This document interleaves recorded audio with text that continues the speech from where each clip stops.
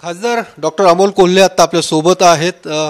Sir, आज तुमच्या लोकसभा मतदारसंघात राज्याचे उपमुख्यमंत्री अजितदादा दौरा करतायत. आधी चॅलेंज आणि आज थेट तुमच्या मतदारसंघात दाखल झालेले आहेत. नाही, कसं आहे, माननीय अजितदादा हे उपमुख्यमंत्री आहेत, त्याचबरोबर पुणे जिल्ह्याचे पालकमंत्री आहेत आणि त्यामुळे वेगवेगळ्या विकास कामांची उद्घाटन आहेत असं मला समजलं आणि त्यानुसार ते दौरा करतात.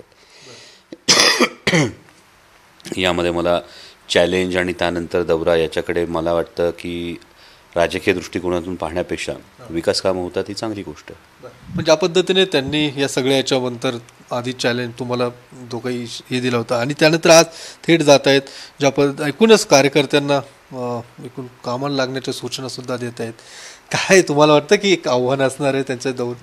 नाही, कसं आहे, आदरणीय दादांचा दौरा संपल्यानंतर नेमक्या काय सूचना दिल्यात हे समजल्यानंतर त्यावर भाष्य करणं उचित ठरेल.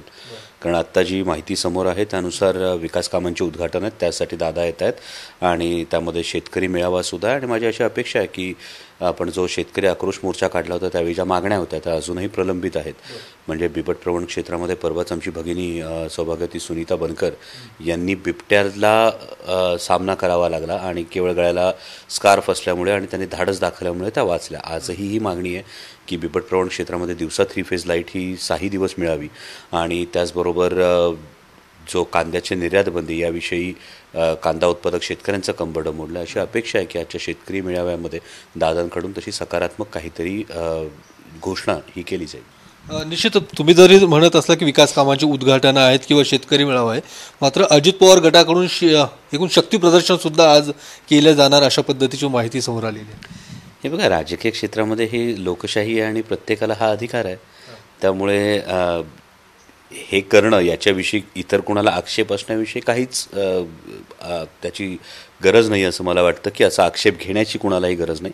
कारण लोकशाहीमध्ये प्रत्येक पक्षाला, प्रत्येक गटाला आपली ताकद आजमावण्याचा हा अधिकार आहे आणि त्या पद्धतीने जर तुम्ही म्हणतात की या पद्धतीनं शक्ती प्रदर्शन केलं जाणार आहे तर हा लोकशाहीने त्यांना दिलेला अधिकार आहे आणि त्यानुसार जर ते करत असतील त्यावर मी का आक्षेप घ्यावा. निश्चित. पण तुम्ही सुद्धा शिरूर लोकसभा मतदारसंघात सक्रिय झाल्याचं पाहायला मिळतात. गावोगावी जाऊन भेटीगाठी घेणं, लोकांशी चर्चा करणं. काय वाटतं 2024 अमोल कोल्हेच उमेदवार असणार? सक्रिय झालो असं म्हणता येणार नाही. सक्रिय हे पूर्वीपासूनच होतं. म्हणजे अगदी तुम्ही कोविडमध्ये सुद्धा बघत असाल तर अगदी कोविडच्या काळात सुद्धा शिरूर लोकसभा मतदारसंघ हा 5 लाख नागरिकांचं लसीकरण करणारा देशातला पहिला मतदारसंघ आहे.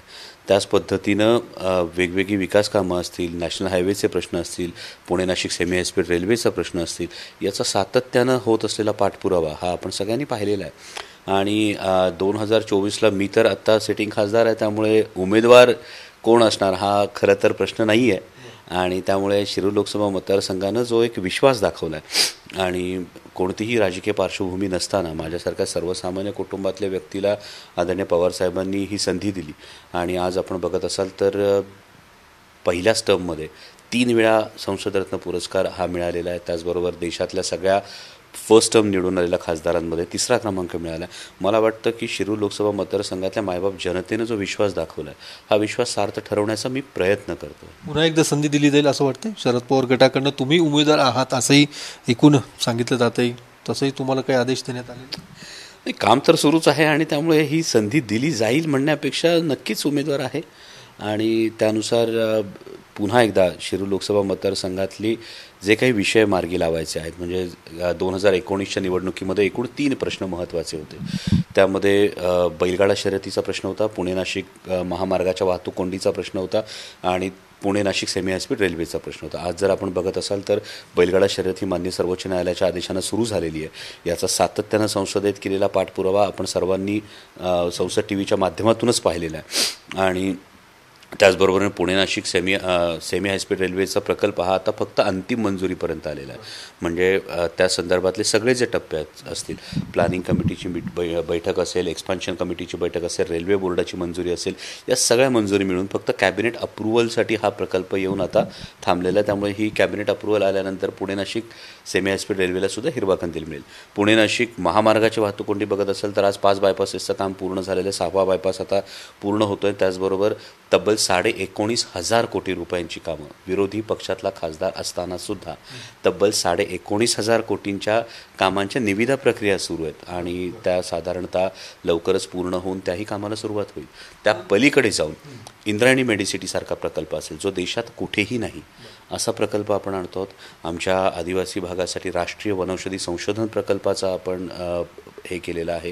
त्याचा DPR हा आयुष मंत्रालयाला सबमिट झालेला आहे आणि हे प्रकल्प नजीकच्या भविष्यकाळात मार्गी लावणं हे माझं टार्गेट असेल. निश्चितच तुम्ही जसं म्हणता की ही सगळी विकास कामं तुम्ही मार्गी लावलेली आहेत, मात्र ज्या पद्धतीने राष्ट्रवादीमध्ये 2 गट पडले आणि त्यानंतर आता अजित पवारांनी दिलेलं चॅलेंज असू दे किंवा जो काही इशारा असू दे, आव्हान वाटतंय या सगळ्या 2024चं? नाही बघा, आदरणीय अजितदादा हे मोठे नेते आहेत आणि त्यांचा एक मोठा पगडा हा संपूर्ण पुणे जिल्ह्यावर आहे हे कुणीही अमान्य करणार नाही. पण त्याचबरोबर दुसरी वस्तुस्थिती ही आहे की आदरणीय शरदचंद्रजी पवार साहेबांना मानणारा हा संपूर्ण भाग आहे. या संपूर्ण भागाचा कायापालट असेल हा आदरणीय शरदचंद्रजी पवार साहेबांनी केलेला आहे आणि त्यामुळे मला असं वाटतं की नक्कीच अजितदादा हे मोठे नेते आहेत, पण त्याचबरोबर आदरणीय पवार साहेबांचं मार्गदर्शन आणि पवार साहेबांचा जो आशीर्वादाचा हात आहे हाही येणाऱ्या निवडणुकीत फार मोठी भूमिका बजावेल. तुमच्या विरोधात मागची निवडणूक ज्यांनी लढवली ते आढळराव पाटील, ते आता चर्चा अशी पण आहे की ते अजित पवार गटाकडनं निवडणूक लढवणार आणि लोकसभा निवडणुकीला सामोरं जाणार.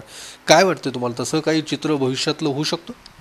मतदार विचार करतील स्वार्थासाठी एखादी व्यक्ती किती पक्ष बदलणार आणि त्याही पलीकडे मला असं दिसतं की महायुतीमध्ये एकवाक्यता नाही आणि त्यामुळे जे शक्ती प्रदर्शन होतं ही उमेदवारी आपल्याकडे खेचावी म्हणून या 3 पक्षांमध्ये ही जी चढाओढ सुरू आहे यासाठी हे शक्ती प्रदर्शन आहे असं अनेक जाणकार पत्रकार मत व्यक्त करतात. कारण मागेही माननीय मुख्यमंत्री महोदयांनी शिरूर लोकसभा मतदारसंघामध्ये एक बैठक घेतली आणि ही बैठक घेतल्यानंतरही माननीय मुख्यमंत्री महोदयांकडूनही उमेदवारीची अजून घोषणा झालेली नाही. त्याच पद्धतीनं आदरणीय अजितदादांनीही हा दावा केलेला आहे, परंतु अजूनही समोर उमेदवार कोण असणार याची कल्पना नाही. त्याहीपेक्षा महत्त्वाची गोष्ट ही आहे की महायुतीचा जो उमेदवार असणार, कोणीही उमेदवार असणार, हा उमेदवार महाराष्ट्राच्या हिताच्या गोष्टी मांडणार का? आज आपण लोकसभेमध्ये बघतो आहोत 39 खासदार सत्ताधारी पक्षाचे आहेत, म्हणजे सत्ताधारी पक्ष आणि त्यांच्या मित्र पक्षाचे. 39 खासदारांपैकी एका तरी खासदाराने कांदा निर्यात बंदीविषयी आवाज उठवला का? 39 खासदारांपैकी एकाही खासदाराने महाराष्ट्रातून जे उद्योगधंदे पळवले जातात, महाराष्ट्रातल्या तरुणांच्या हातचा रोजगार जो हिरावला जातो आहे या संदर्भात कधी आवाज उठवला का? मग महाराष्ट्राच्या हिताचा जो विषय मांडणार आहे अशा व्यक्तींना संसदेत पाठवायचं की फक्त केंद्र सरकार जे काही म्हणेल त्याला शांतपणे मान डोलवणाऱ्या व्यक्तींना पाठवायचं असं मतदार नक्की विचार करतील. काल रोहित पवारांची ईडी चौकशी झाली, साधारणतः 11 तास चौकशी करण्यात आली. आज पुन्हा किशोरी पेडणेकर यांना सुद्धा बोलवण्यात आलेलं आहे. सातत्याने तुमच्या गटातले लोक असू दे, नेते असू दे किंवा विरोधी पक्षातले लोक असू दे यांच्यावरती कारवाया केल्या जात आहेत. कसं बघताय तुम्ही या सगळ्या कारवायांकडे? हे सर्वसामान्य जनतेला सुद्धा कळून चुकलं आहे की 90 ते 95% कारवाया या विरोधी पक्षातल्या नेत्यांवरच केल्या जातात आणि त्यामुळे एकूणच केंद्रीय तपास यंत्रणांच्या भूमिकेवरच एक संशय निर्माण होण्याची परिस्थिती निर्माण झाली असं सर्वसामान्य जनतेचं मत होत चाललेलं आहे. आणि यामध्ये सर्वसामान्य जनतेला हाच प्रश्न पडलेला आहे की अशा कारवाया झाल्यानंतर जे कोणी सत्ताधारी पक्षाशी त्यांनी हातमिळवणी केली त्यांच्या कारवायांचं नेमकं काय झालं?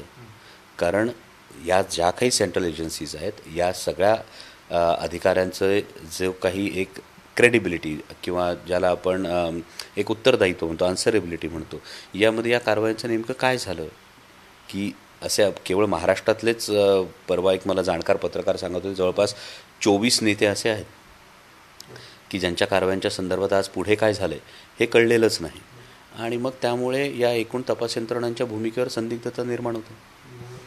काल सुनावणी पार पडली ज्यामध्ये तुम्ही सुद्धा तुमची साक्ष नोंदवण्यात आलेली आहे.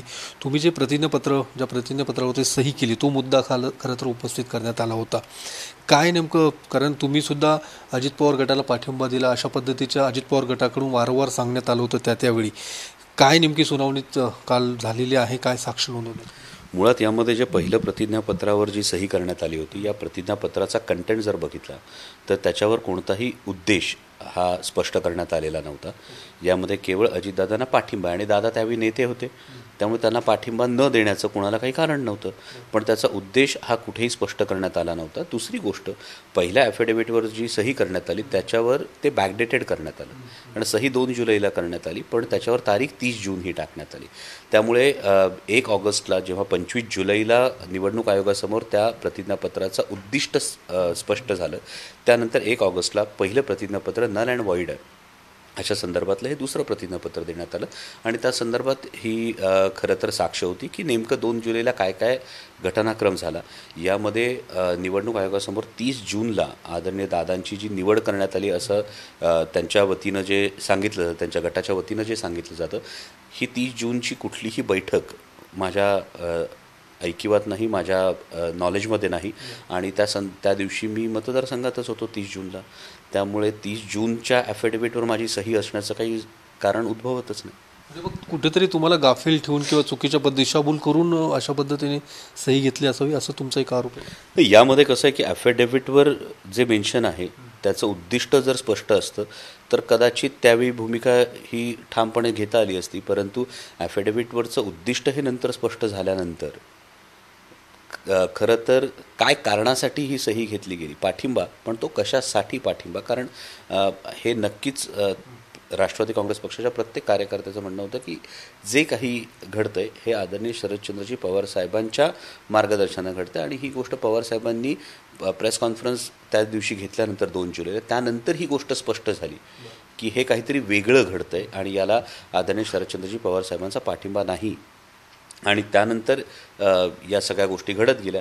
त्यामुळे ज्या पद्धतीनं ॲफिडेव्हिटवर सही घेण्यात आली किंवा ज्या पद्धतीनं ते बॅकडेटेड करण्यात आलं आणि त्याचा उद्दिष्टाचा खरं तर कुठेही पूर्णपणे माहिती न देता त्याचा जो वापर इतर कारणासाठी करण्यात आला, हे नक्कीच दिशाभूल करण्यासारखं होतं. आणि दुसरा एक आरोप जितेंद्र आव्हाडांनी केलेला आहे की काही कागदपत्र गायब करण्यात आली होती, जी काही या सगळ्या संदर्भातली होती.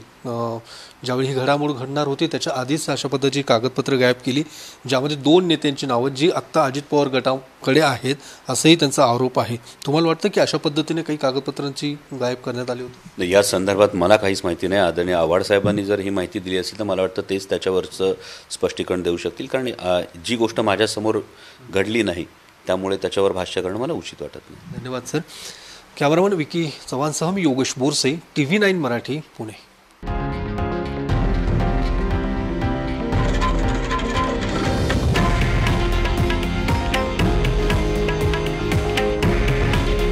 हे आहे देशातील नंबर 1 न्यूज नेटवर्क आणि आपण पाहत आहात TV9 मराठी. काळजी तुमची, हित महाराष्ट्राचं.